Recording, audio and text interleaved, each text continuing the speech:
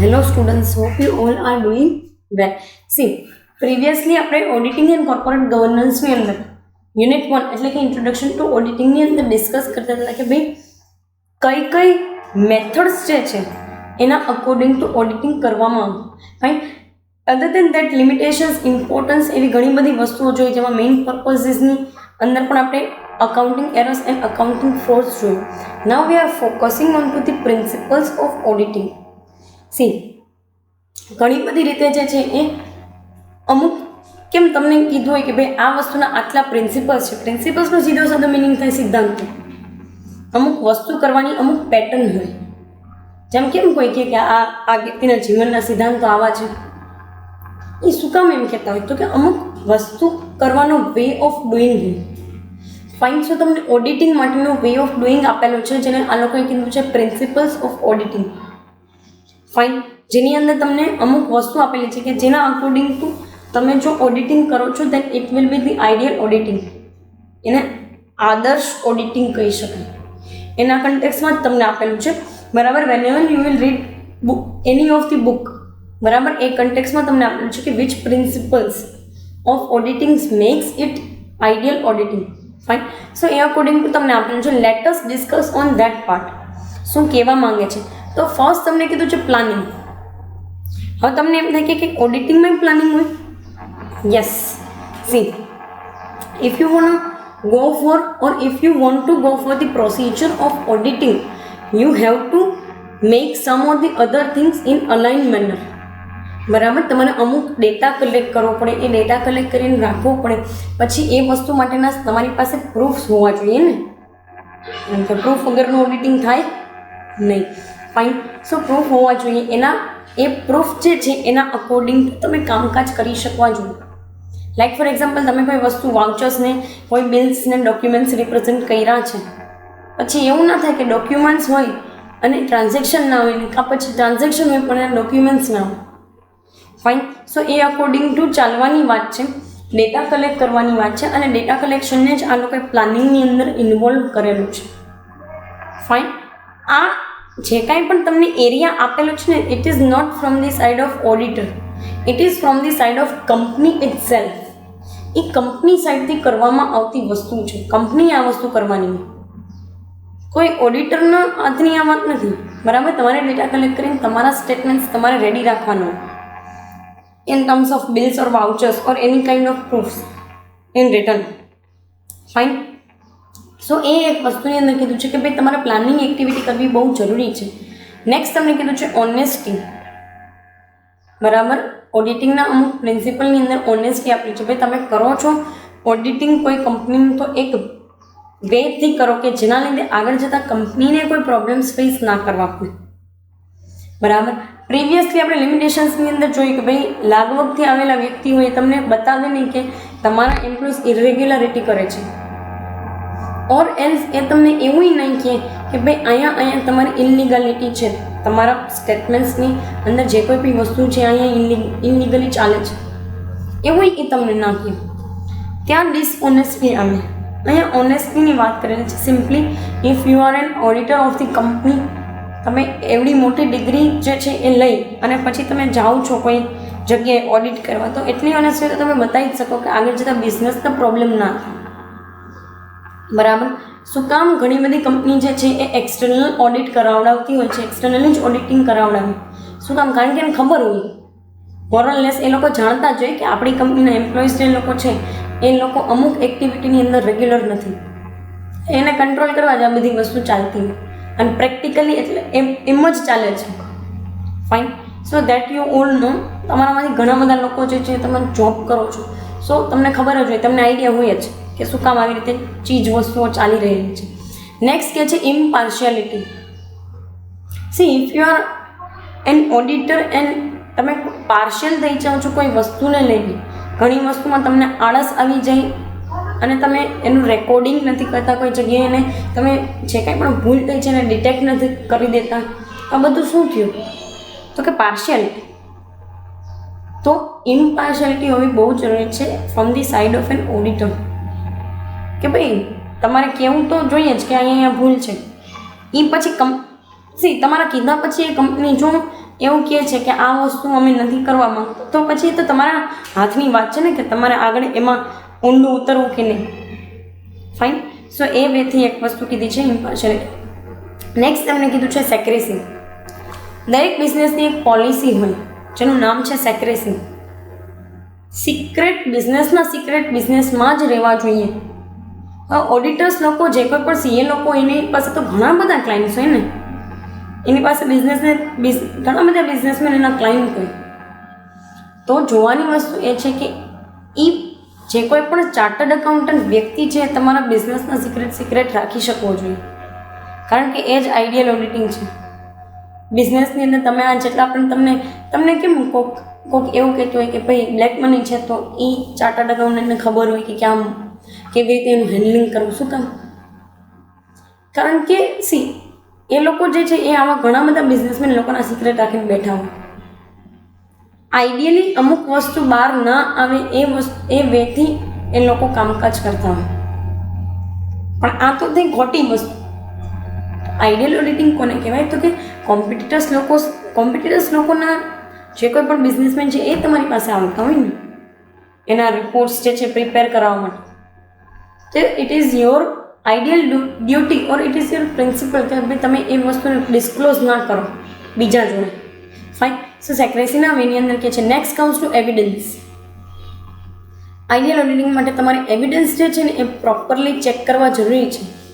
ઘણી વખત એ વસ્તુ તમે પ્રેક્ટિકલી પણ જોઈ હશે કે તમારી અપર ઓથોરિટીઝ હોય, તમે ક્યાંય છે અત્યારે કોઈ સીએ ફોર્મમાં કામ કરતા હોય અથવા તો કોઈ કંપનીની અંદર તમે અકાઉન્ટન્ટ તરીકે કામ કરો છો. ફાઇન. આ સેન્સમાં તમને ખબર છે કે આ જગ્યાએ આટલા ડોક્યુમેન્ટ્સ છે, તમે એ ડોક્યુમેન્ટ્સ ઓડિટરને રિપ્રેઝેન્ટ પણ કરો છો, પણ એ વ્યક્તિ આળસના લીધે જે છે એ નથી કાંઈ જોતો અને પછી આખી વસ્તુ સાઇન કરીને આપી દે છે. પછી પાછળથી એમ ખબર પડે છે કે આમાં તમારી કોઈની ભૂલ નથી, એ ઓડિટરની ભૂલ છે. બરાબર. સો જોવાની વસ્તુ એ છે કે અમુક પર્ટિક્યુલર મેનરની અંદર એ તમારે એવિડન્સની એવિડન્સ જે કાંઈ પણ છે કે પ્રૂફ જે કાંઈ પણ છે એને તમે જોઈ લો પ્રોપર મેનરની અંદર. Fine. Next comes two consistency. ભાઈ ઓડિટિંગના તમે પ્રિપરેશન કરો છો તો એ કન્સિસ્ટન્સી એની અંદર રહેવી જોઈએ. આજે આવ્યા 2 દિવસની પછી 5-6 દિવસ પછી આવું છું ને આ છે તે છે.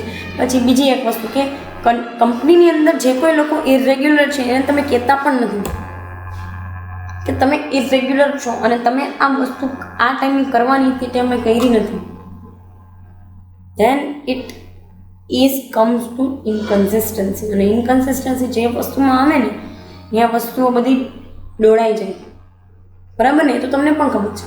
તમે અત્યારે 1 વર્ષ ભણ્યા હોય અને પછી 2 વર્ષ પછી પાછું SY કરો કે TY કરો તો મેળ આવે કોઈ દી ના.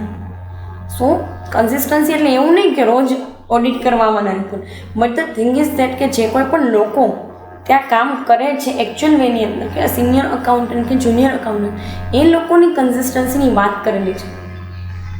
એ લોકો પોતાના કામમાં એટલીસ્ટ એટલા તો રેગ્યુલર હોવા જ જોઈએ કે એટ અ ટાઈમ ઓડિટિંગની અંદર પ્રોબ્લેમ ના આવે. કારણ કે મેં એવાય જોયા છે કે જે છે ને at the time of auditing ગોતવા બેસે ડોક્યુમેન્ટ્સ, એવિડન્સ ગોતવા બેસે. અધર દેન દેન એવિડન્સ ગોઈતા સિવાય પણ એ લોકો ઘણી બધી વસ્તુ ઉપર માની લો કે ટાઈમે કરવા બેસે. ટાઈમે કરવા એટલે કે પ્રેઝન્ટ કરવાનો એ ટાઈમે તો એ લોકો લખવાને એનું જે કાંઈ પણ છે એ પ્રૂફ્સ ગોતવા બેસે. આવા લોકો મેં જોયા છે અને ચાર્ટર્ડ એકાઉન્ટન્ટ લેવલના લોકો જોયેલા છે. તો એવું નહીં સમજતા કે ભાઈ ચાર્ટર્ડ એકાઉન્ટન્ટ છે તો બહુ પરફેક્ટ માણસ. ઘણા મેં જોયા છે કે પછી એટ ધી લાસ્ટ ટાઈમ એ લોકો એવિડન્સ ગોતવા બેઠા હોય. સો તમારી પાસે if you do have sum consistent work, consistency છે એ વસ્તુની અંદર મેન્ટેન કરે તો તમને ઇઝીનેસ રહેશે. And this is the ideal way of auditing. Fine. Next તમને કહે છે લીગલ ફ્રેમવર્ક. દરેક વસ્તુ, દરેક એલિમેન્ટ લીગાલિટીના બેઝિસ ઉપરથી જ આવવી જોઈએ. ફાઇન. અને એ વસ્તુ હવે આમાં હું કહું કે ના કહું, તમને આ વસ્તુ સમજાવું છું કે નથી સમજાવું, but the thing is that કે કોઈ પણ ઓડિટર જે છે એ દરેક અકાઉન્ટિંગ પ્રિન્સિપલ્સ અને અકાઉન્ટિંગ સ્ટાન્ડર્ડ અકોર્ડિંગ ટુ સ્ટેટમેન્ટને જોતો જ હોય. એને ખબર જ હોય કે કંપનીના અકોર્ડિંગ ટુ કેવી રીતે જે છે એ લીગલ ફ્રેમવર્ક હોવું જોઈએ અને કેવી રીતે મારે એને એડવાઇસ આપવાની છે કે નેક્સ્ટ ટાઈમથી આપણે આ વસ્તુ અડોપ્ટ કરશું, કે next time if you want to launch this kind of things, આપણે આ ફ્રેમવર્ક જે છે એકોર્ડિંગ ટુ જશું.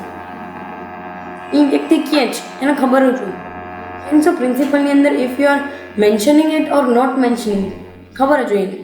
નેક્સ્ટ કહે છે working paper preparation.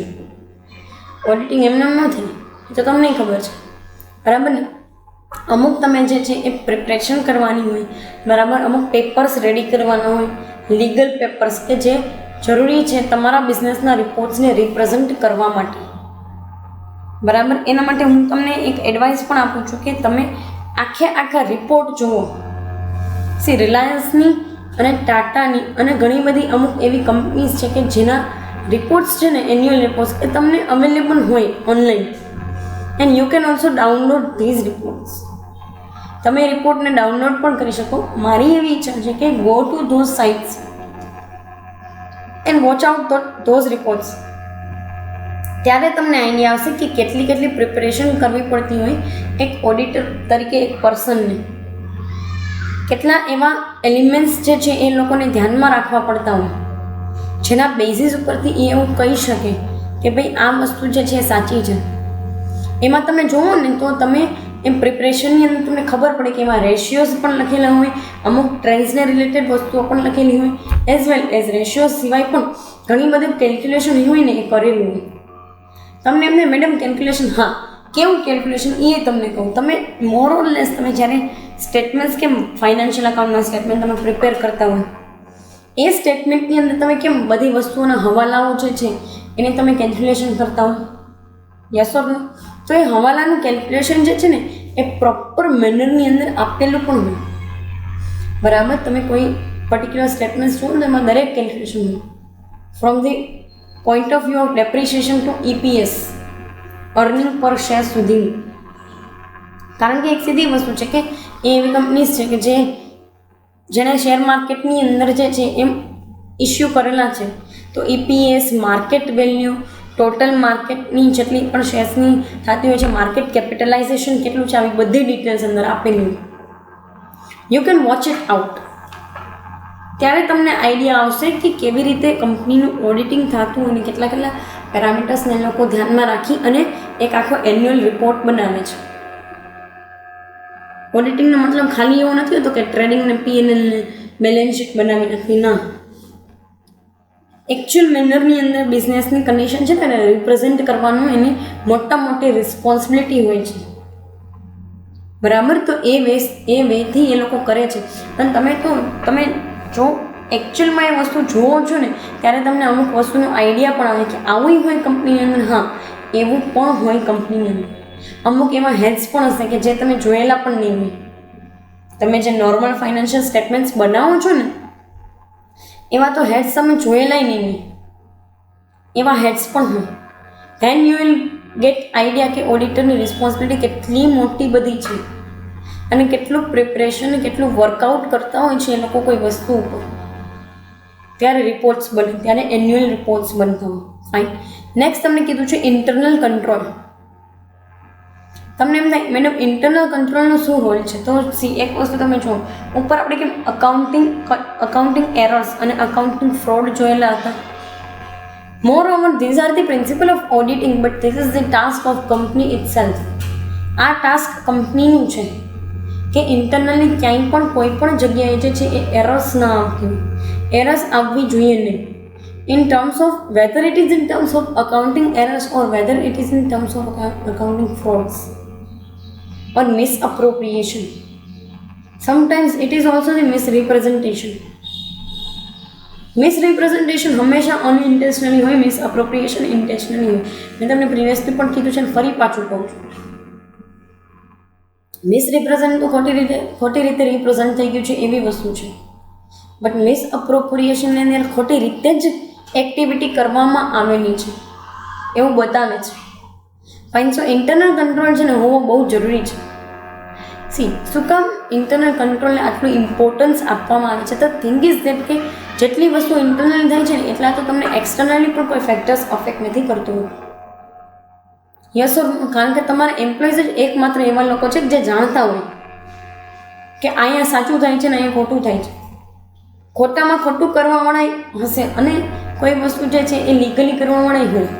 So that is entirely depend upon the company કે એનો કેવો કંટ્રોલ છે ઇન્ટરનલ એક્ટિવિટીઝ ઉપર. બરાબર.